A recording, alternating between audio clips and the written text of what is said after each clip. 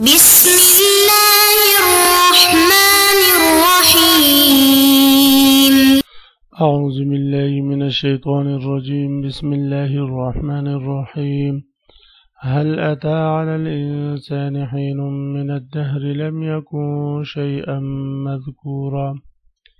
عزیز طلبہ، سبق نمبر 60 سورۃ الدہر آیت نمبر 1 تا 4 آج کے سبق میں ہم پڑھیں گے۔ سورۃ الدہر یہ مدنی سورت ہے اور اس میں 31 آیاتیں ہیں اور 2 رکوع ہیں۔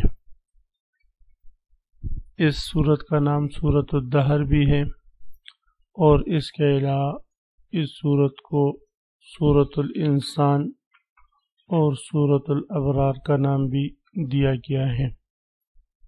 اس سورت میں تخلیق انسانی کی ابتدا اور انتہا اور اعمال پر جزا اور سزا، قیامت، پھر جنت اور دوزخ کے خاص حالت نہایت بلیغ اور مؤثر انداز میں بیان ہوئے ہیں، جس میں عقید آخرت اجاگر ہو جاتا ہے۔ اسی سے اس صورت کی ماقبل صورت القیامت سے مناسبت بھی واضح ہو جاتی ہے کہ وہاں پر بھی قیامت کے حال احوال کا بیان تھا، عقید آخرت کا بیان تھا، تو اس صورت میں بھی قیامت کے حال احوال کا بیان ہے مختلف انداز سے۔ هل اتى على الانسان حين من الدهر لم يكن شيئا مذکورا۔ هل اتى على الانسان میں جو حل ہے یہ استفہام کے لیے ہے، اور استفہام تو در حقیقت کسی چیز کی معلوم کرنے کے لیے، سوال کرنے کے لیے کیا جاتا ہے، لیکن بعض اوقات کسی بدیہی اور کھلی ہوئی چیز کو بصورت استفہام تعبیر کیا جاتا ہے، اور ایسے واضح اور کھلی ہوئی بات کو بطور استفہام کے بیان کرنے کا مقصد اس کا واضح ہونا اور اس کی وضاحت کو مؤکد کرنا ہوتا ہے۔ تو اس لیے یہاں پر انسان کی پیدائش، انسان کس چیز سے بنا ہے، انسان کی پیدائش پر کتنا عرصہ گزر چکا ہے، یہ بات تو واضح تھی۔ اس کو مزید مؤکد کرنے کے لیے حل اتی علی الانسان حل کی صورت میں استفہام لے کر آئے ہیں۔ اور بعض حضرات فرماتے ہیں کسی بات کی حقیقت کو اجاگر کرنے کے لیے حل استفہام لیا جاتا ہے، اسی وجہ سے وہ فرماتے ہیں حل یہاں قد کے معنی میں ہے، یعنی تحقیق کے معنی میں ہے۔ بہرحال تو حل اتی علی الانسان حین من الدہر، کیا نہیں گزرا انسان پر حین من الدہر ایک عرصہ دراز زمانے کا، یعنی حین نون یہ تنوین کے ساتھ ہے اور نکرہ ہے، نکرہ میں عمومیت ہوتی ہے، تو اس سے مراد یہ ہے کہ حضرت انسان پر ایک عرصہ دراز، لمبا عرصہ اس کے پیدا ہونے سے پہلے اس پر گزرا ہے۔ تو اب اس زمانے سے مراد کیا ہے؟ حین من الدہر، زمانے کا ایک لمبا عرصہ اس پر گزرا ہے، اس سے مراد کیا ہے؟ یہ کچھ بھی نہ تھا۔ تو اس کا ایک مطلب بعض مفسرین نے یہ لیا ہے کہ اس سے مراد وہ زمانہ ہے جب یہ ماں کے رحم میں حمل کی صورت میں تھا، حمل بنا، پھر اس کے بعد اس کی پیدائش کا وقت آیا اور یہ پیدا ہوا، جو عادتاً 9 مہینے ہوا کرتے ہیں۔ تو اب اس میں انسان کی تخلیق میں جتنے بھی دور گزرتے ہیں، مثلاً پانی کا ایک نطفہ ہوتا ہے، پھر پانی کے ایک قطرے سے نطفہ، پھر نطفے سے خون کا ایک جمع ہوا ٹکڑا، پھر جو ہے جسم اور اعضاء، پھر اس میں روح حیات آنے تک، یہ سب زمانہ اس میں مراد ہے۔ تو فرماتے ہیں کہ اس پورے زمانے میں اگرچہ اس کا تو وجود ایک طرح ہوتا ہے، مگر اس کو نہ کوئی جانتا ہے کہ لڑکا ہے یا لڑکی، نہ کوئی اس کا نام ہے، نہ کسی کو اس کی شکل و صورت معلوم ہے، اس لیے اس کا کہیں ذکر اور تذکرہ تک نہیں۔ تو اس لیے فرماتے ہیں کہ حضرت انسان پر یہ ایک لمبا عرصہ گزرا ہے کہ لم یکن شیئا مذکورا، یہ کچھ بھی نہ تھا۔ اور بعض رات فرماتے ہیں کہ حین من الدہر، یہ جو لمبا عرصہ انسان پر گزرا ہے، تو اس سے مراد یہ ہے کہ تخلیق آدم سے پہلے یہ جو نطفہ تھا یہ بھی مختلف غذاؤں پر مبنی تھا، کسی نہ کسی صورت میں یہ پایا جاتا تھا جس نطفے سے یہ بنا ہے۔ تو وہ زمانہ جو اس نطفے کے بنانے پر گزرا ہے وہ مراد ہے۔ بہرحال تو اس آیات کریمہ میں اللہ رب العزت نے انسان کو اس بات کی طرف توجہ دلائی کہ اس میں اگر ذرا بھی شعور ہو، کچھ بھی غور کرے، تو اس کو اپنے حقیقت کے انکشاف کے ساتھ اپنے پیدا کرنے والے اور بنانے والے کے وجود اور علم و قدرت پر مکمل ایمان و یقین کے سوا کوئی چارہ نہیں۔ اگر 70 برس کا انسان اس کا مراقبہ کرے اور اس پر غور کرے کہ اب سے بچپن سے بڑھاپے تک، اور کہا کہ بچپن سے پہلے میرا کوئی نام و نشان نہ تھا، اس پہ وہ غور کرے، تو فرماتے ہیں کسی نہ کسی صورت میں اس کے دماغ کام کر جائیں گے اور عقیدہ آخرت اس کو خود بخود سمجھ میں آ جائے گا۔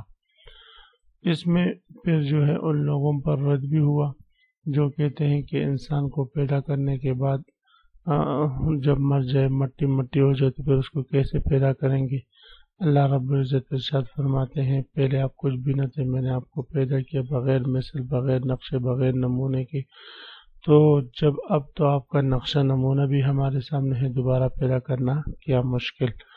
تو فرمایا هل اتى على الانسان حين من الدهر، کیا نہیں گزرا انسان پر ایک عرصہ من الدہر زمانے کا، لم یکن کہ نہ تھا یہ شیئا مذکورا کوئی قابل ذکر چیز، انا خلقنا الانسان بے شک ہم نے پیدا کیا انسان کو من نطفۃ نطفے سے، امشاج مخلوط ایسا نطفہ جو مخلوط ہو، نطفۃ موصوف، امشاج اس کے لیے صفت ہے، مخلوط یعنی انسان کو ایک مخلوق نطفے سے پیدا کیا۔ امشاج یہ مشیج ان کی جمع ہے، مخلوط کے معنی میں آتا ہے، اور یہاں ظاہری معنی یہی ہے کہ مرد اور عورت کا مخلوط نطفہ مل کر انسان بنتا ہے، جیسے کہ روح المعانی میں یہی بات ذکر ہے۔ اور بعض فرماتے ہیں کہ امشاج مخلوط نطفے سے مراد اخلاط اربع یعنی خون، بلغم، سودا، صفرا وغیرہ ہے، جن سے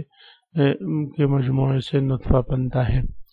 تو اگر غور کیا جائے عزیز طلبہ تو یہ اخلاط اربع مذکورہ بھی اقسام غذا سے حاصل ہوتے ہیں، اور ہر انسان کے غذا میں غور کیا جائے تو اس میں دور دراز ملک اور خطوں کے اجزاء، آب و ہوا وغیرہ کے ذریعے شامل ہوتے ہیں۔ اس طرح ایک انسان کے موجودہ جسم کا تجزیہ اور تحلیل کی جائے تو معلوم ہوگا کہ وہ ایسے اجزاء اور ذرات کا مجموعہ ہے جو دنیا کے گوشے گوشے میں بکھرے ہوئے تھے۔ قدرت کے نظام عجیب نے حیرت انگیز طریقے پر ان کو اور سب کو جمع کیا اور ایک شکل و صورت بنائی۔ اگر امشاجن کا یہ مطلب لیا جائے تو اس جگہ لفظ امشاج کے ذکر سے منکرین قیامت کی سب سے بڑی شبہ کا ازالہ بھی ہو جائے گا کہ وہ کہتے ہیں کہ حضرت انسان کو دوبارہ کیسے پیدا کریں گے۔ تو بہرحال اللہ رب العزت ارشاد فرماتے ہیں ہم نے انسان کو ایسے نطفے سے پیدا کیا امشاجن جو مخلوط ہیں۔ تو امشاجن کا مخلوط ہونے کا یہی مرد اور عورت یہ ہے کہ مختلف چیزوں سے بنا ہوا ایک نطفہ ہوتا ہے۔ نبتلی ابتلا سے ہے، آزمائش میں ڈالنا۔ ہم نے انسان کو پیدا کیوں کہ ابتلا کے لیے، آزمائش کے لیے، تاکہ ہم اس کو آزمائیں۔ فجعلناہ سمیعا بصیرا، پھر بنائے ہم نے اس کو سننے والا اور دیکھنے والا۔ فجعلناہ سمیعا بصیرا میں سمیع اور بصیر انسان کی دو صفتیں ذکر کی ہیں۔ اس سے اس بات کی طرف اشارہ ہے کہ انسان مکلف ہے، عاقل اور بالغ ہیں۔ اس پر ہم نے جو احکام لازم کیے ہیں یہ احکام ویسے نہیں ہیں، یہ ان احکام کو پورا کر سکتا ہے اور احکام پر چلنے کی صلاحیت ہم نے اس میں رکھی ہے۔ تو فرماتے ہیں فجعلناہ سمیعا بصیرا، تو ہم نے اس کو دیکھنے والا اور سننے والا بنایا ہے۔ انا ہدیناہ السبیل اما شاکرا و اما کفورا، بے شک ہم نے اسے دکھائی ہے راہ، اما شاکرن خواہ وہ شکر کرنے والا بنے، و اما کفورا اور چاہے تو ناشکرا بنے۔ کفور مبالغہ ہے، بہت زیادہ ناشکرا، اللہ تعالیٰ کی نعمتوں کی قدردانی نہ کرنے والا۔ یعنی ہم نے حضرت انسان کو مختلف حالتوں سے بنایا، یہ کچھ بھی نہیں تھا، ہم نے اس کو وجود دی۔ اب اس سب کچھ کے بعد یہ پیدائش کا اصل مقصد یہ ہے کہ ہم نے اس کو آزمائش کے لیے پیدا کیا ہے۔ دو راستے اس کے لیے دکھائے ہیں، ایک راستہ جنت کا ہے اور ایک جہنم کا ہے، چاہے تو یہ جس راستے کو اختیار کر دیں۔ فرماتے اللہ رب العزت انا ہدیناہ السبیل، ہم نے اس کو کی رہنمائی کی راستے کی طرف۔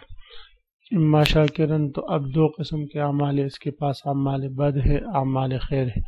اعمال خیر نیک اعمال کرے تو یہ شکر گزار ہوگا، و اما کفور اعمال بد کرے تو یہ ناشکرہ ہوگا اور بے قدرہ ہوگا۔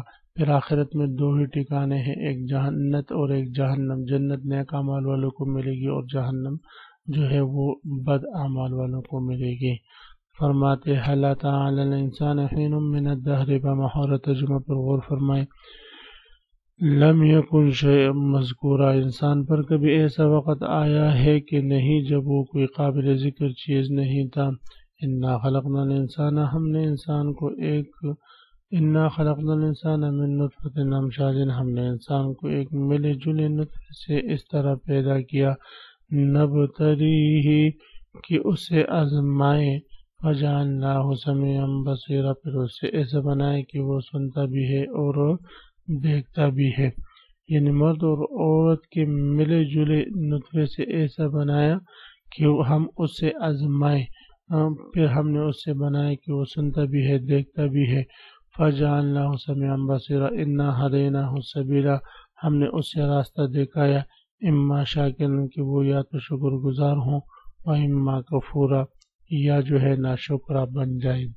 بس عزیز طلبہ، اسی کے ساتھ آج کے سبق کا اختتام ہوا۔ آپ حضرات اس کو خوب غور سے سنے سمجھے۔ اللہ ہم سب کا حامی و ناصر ہو، آمین۔ وآخر دعوانا ان الحمدللہ رب العالمین۔ عزیز طلبہ، آخر میں سبق سے متعلق یہ ایک سوال ہے کہ امشاج یہ کس چیز کی جمع ہے اور اس کا معنی کیا ہے، اور اس کے دو مفہوم بیان ہوئے، وہ دونوں آپ حضرات اگلے سبق میں یاد کر کے آئے۔ جزاکم اللہ۔